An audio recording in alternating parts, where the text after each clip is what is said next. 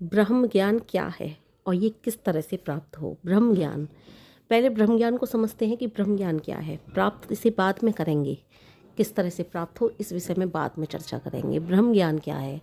ब्रह्म ज्ञान वह ज्ञान है जो ईश्वर द्वारा बनाया हुआ ज्ञान है। जहाँ ब्रह्म ज्ञान प्राप्त होता है ना, वहाँ पर ब्रह्म सारे समाप्त होने लगते हैं। ब्रह्म में और ब्रह्म में अंतर है। ब्रह्म में आती है वैसे बकरी और ब्रह्म में आता है वैसे भगत। इसलिए जहाँ पर ब्रह्म समाप्त होते हों वहाँ से ब्रह्म ज्ञान की प्राप्ति होनी शुरू हो जाती है। अब ब्रह्म ये कैसे समाप्त हो? ब्रह्म क्या है? ब्रह्म बहुत से ब्रह्म है। जैसे कोई समझता है इस संसार, ये सारा संसार ही भ्रमों से भरा हुआ है।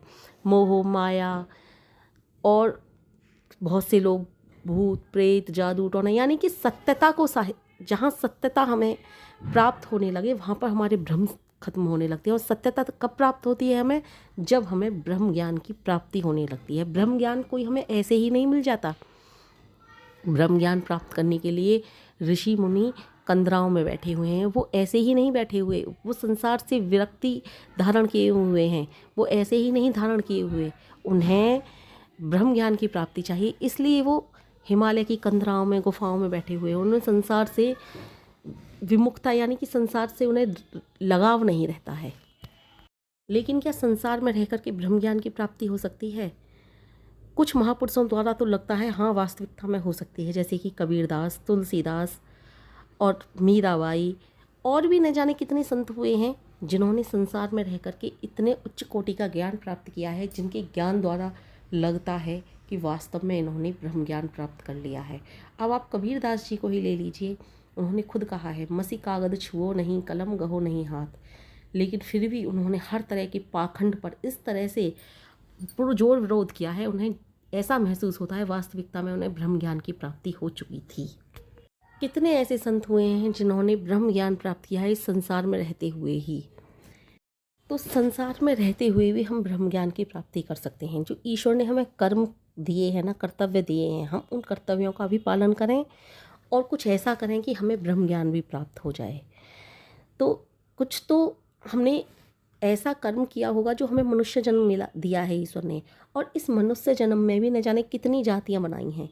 ये जातियों का तो मैं नहीं मानती हूँ। कर्म के आधार पर मनुष्य को जाति बनानी चाहिए, जन्म के आधार पर नहीं बनानी चाहिए। मेरा मानना तो यह है। यदि आप अच्छा कर्म करते हुए भी किसी नीच जाति में हो तो आप ब्राह्मण ही हो वास्तविकता में। और यदि आप ब्राह्मण होते हुए भी कुछ गलत कर्म ऐसे कर रहे हो जो मानव जाति के विरुद्ध है, जो मानव को नहीं करना चाहिए, तो आप वास्तविकता में शूद्र हो। तो इस तरह से मेरा मानना तो यह है कि जन्म के आधार पर जाति तय नहीं होनी चाहिए, कर्म के आधार पर जाति तय होनी चाहिए। तो कुछ तो हमने ऐसा कर्म किया होगा जो हमें किसी और जाति में ईश्वर ने जन्म दिया। या फिर आदमी औरत को ही ले लो कि किसी को आदमी बना दिया, किसी को औरत बना दिया। किसी को किसी प्रकार का जीव बनाता है ईश्वर, किसी को किसी प्रकार का जीव बनाता है। न जाने कितने ही योनि ईश्वर ने बनाई हैं, तो कर्मों के आधार पर ही बनाई हैं। इसलिए अब तो हम कुछ ऐसा कर्म करें ताकि हमें इस तरह से ना मिले कि हमें किसी अन्य योनि में भटकना पड़े। कम से कम किसी भी जाति में होती हुई कम से कम मनुष्य का जीवन तो मिले, ताकि हम कुछ ब्रह्म ज्ञान की प्राप्ति के लिए, ईश्वर प्राप्ति के लिए कुछ कर्म कर सकें। तो अब इस जन्म को क्यों हम इस तरह से गंवा रहे हैं? जब ईश्वर ने हमें जन्म दिया है, चाहे हम औरत हों या आदमी हों, कम से कम इस नर का जीवन तो मिला है जिसमें हम ब्रह्म ज्ञान की प्राप्ति कर सकें। इसलिए ब्रह्म ज्ञान की प्राप्ति के लिए हमें कुछ तो करना चाहिए। अब कितने ही न जाने जीव होते हैं। अब कोई कहे कि गर्भ में ही बच्चा क्यों ख़त्म हो गया, उसने कुछ तो ऐसा कर्म किया होगा कि उसका जो भगवान के पास हिसाब किताब था वो गर्भ की योनि तक ही दुख भोगना था। उसके बाद उसका जन्म खत्म, उसका कर्म खत्म। उसको या तो और भी किसी कर्म के आधार पर भगवान उसे कोई अन्य जन्म देगा, या फिर हो सकता है उसने कुछ ऐसा ही पाप किया हो कि उसने कुछ केवल गर्भ में उसे दुख भोगना था। तो इस तरह से ही कर्मों के आधार पर ही ईश्वर जन्म देता है। हमें ये दुख नहीं मनाना चाहिए कि हम इस जाति में हैं या उस जाति में हैं। हम किसी भी जाति में हो, हम अच्छा कर्म करते हुए ब्रह्म ज्ञान की प्राप्ति कर सकते हैं, चाहे हम किसी भी जाति में हो। तो जाति को कोई भी आधार नहीं मानना चाहिए ब्रह्म ज्ञान की प्राप्ति में कि बाधक है जाति। हम चाहे नारी हैं या नर हैं, यानी कि हम आदमी हैं या औरत हैं, तो आदमी औरत का भी कोई बाधक नहीं है ब्रह्म ज्ञान की प्राप्ति करने के लिए, क्योंकि भगवान ने दिमाग दोनों को ही दिया है। क्योंकि डॉक्टर स्त्रियां भी होती हैं, पुरुष भी होते हैं, आपने देखा है इंजीनियर स्त्रियां भी हैं, पुरुष भी हैं। इसलिए दिमाग में यानी कि ब्रह्म ज्ञान की प्राप्ति में किसी भी प्रकार का से किसी भी रूप में कोई भी बाधक नहीं हो सकता, चाहे किसी जाति का हो, चाहे औरत हो या आदमी। अब कुछ पुरुष कहेंगे कि ब्रह्म ज्ञान तो सिर्फ पुरुषों को ही प्राप्त हो सकता है, स्त्रियों को नहीं, तो ये गलत है। स्त्रियों को भी ब्रह्म ज्ञान प्राप्त होता है, किया है। बहुत से कहते हैं स्त्रियों को वेद शास्त्रों का पाठ नहीं करना चाहिए।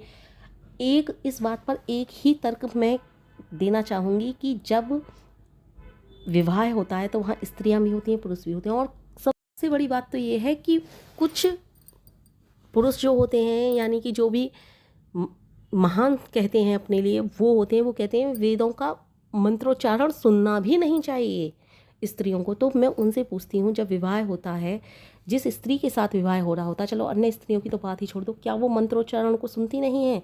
क्या वेद मंत्रों का पाठ के द्वारा विवाह होना संभव है? जब में वेद मंत्रों का पाठ होता है तभी तो विवाह होता है।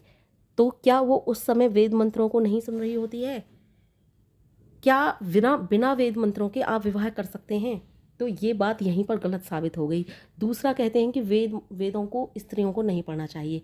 वेदों को स्त्रियों ने भी लिखा है। मैं अपाला, गार्गी और न जाने कितनी महिलाएं ऐसी हुई हैं जिन्होंने वेद मंत्रों को लिखा है।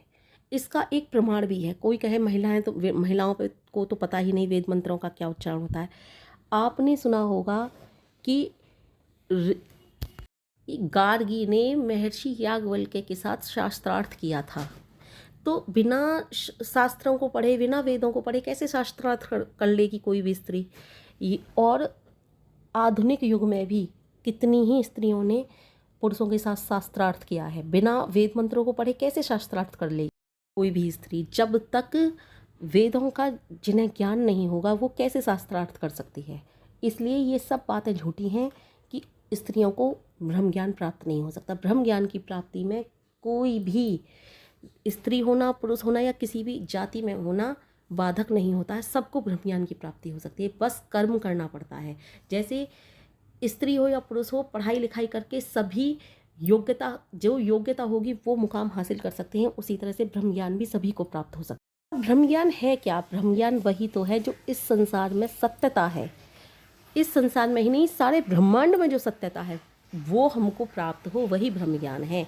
यानी कि हर भ्रम से हम दूर हो जाएं, हर भ्रम को हम तोड़ दें और वहाँ पर हमें ब्रह्म ज्ञान की प्राप्ति हो जाए, वही तो ब्रह्म ज्ञान है। तो क्या सत्यता को हम देख सकें, सत्यता को प्राप्त कर सकें, जो ईश्वर ने ज्ञान बनाया है उसको हम जान सकें, इसमें स्त्री पुरुष या फिर कोई जाति का बाधक कैसे हो सकती है? शुभ कर्म करो और जो ईश्वर ने बताए हैं रास्ते, उस रास्ते पर चलो, ब्रह्म ज्ञान की प्राप्ति होगी, अवश्य होगी। क्यों नहीं होगी? ध्यान करो, योग करो, जप करो, तप करो।